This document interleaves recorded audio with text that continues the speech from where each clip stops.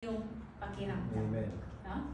So sa pagsunod sa Panginoon, it's not uneasy. Hindi naman talaga easy. Hindi lang naman yung mga non-Christian or Christians. Ang kagandahan sa atin kasi tayo ay naglilingkod sa Diyos, nakakilala sa Diyos, naniniwala sa Diyos, at tayo ay nakikinig sa salita ng Diyos. Yun ang pinaka-advantage sa atin, no? Ng mga Kristiyano.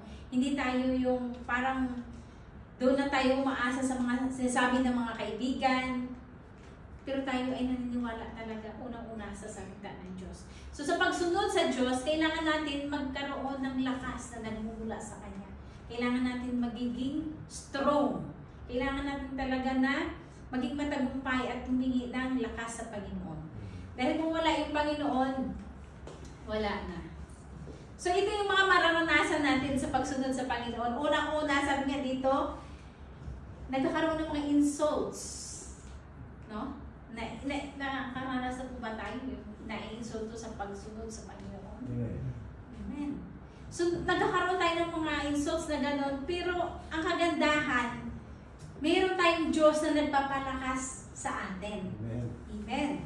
So yun ang kagandahan sa atin kasi kahit nakakaranas tayo ng iba-ibang mga pagsubok sa pagsunod natin at paglilingkod sa Diyos, andun pa rin yung gabay, awa, habag ng Diyos. So sabi dito sa salita ng Diyos, in Romans chapter 12, verse 17 says, do not repay anyone evil for evil. Be careful to do what is right in the eyes of everyone. No? So titingnan natin dito, kahit nai-insulto na po pala tayo. No? Hindi tayo pwede mag-repay ng evil to evil. Meaning to say, sabi nga ganun ko yun, maikse lang yung kanyang pasensya, no? Hindi pa naman pag talagang naunahan siya o nakakad siya, no? Talagang umiinit yung ulo niya. Pero ano sabi ng Lord, no? Yun, situational yun, no? Much more yung nai-insulto ka siguro harap-harapan. Ano kaya yung mararamdaman mo? Ano kaya yung maiisip mo? Ako sa totoo, meron din akong ganyan na ganyan kuya. But praise God. Talaga kahit na babae ako, napakatindi din ng ugali ko sa totoo lang.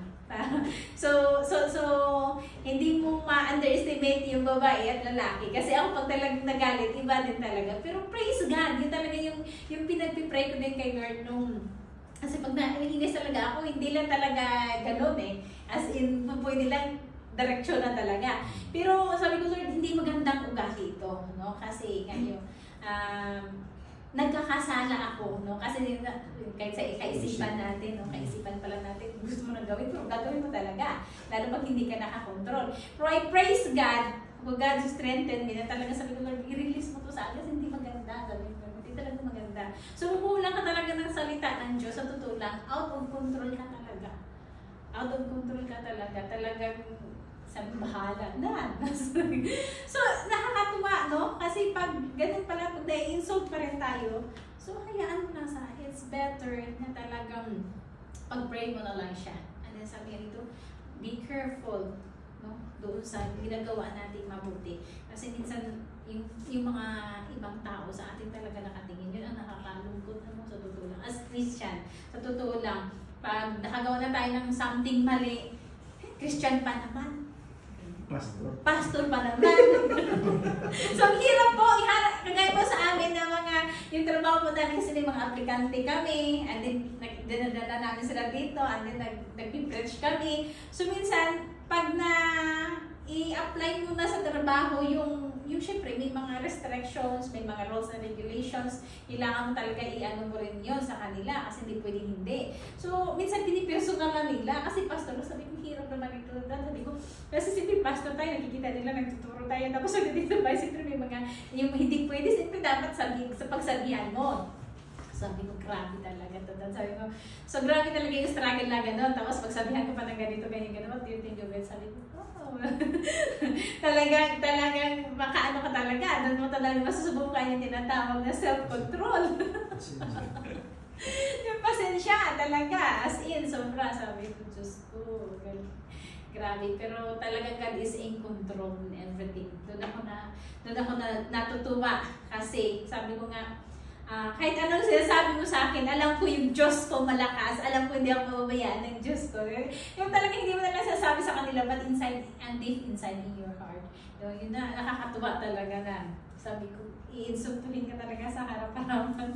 so pag ikaw siguro, kaya nung may mga time na talaga na-i-insult ka, yung harap-harapan na talagang mabigat at nasa gitna, nakakatuwa din pag may salita tayo ng Diyos. Kasi nag-guard yung heart natin, nag-guard yung mga actions natin, nag-guard yung thoughts natin na, kalma lang, kalma lang. Pero pag wala, I'm sure, kung saan siguro dadalhin na lang. But, thank God, because He is a God who remind us, no, to be strong whatever situation that we have. No? So, pangalawa, ano pa yung maranasan natin?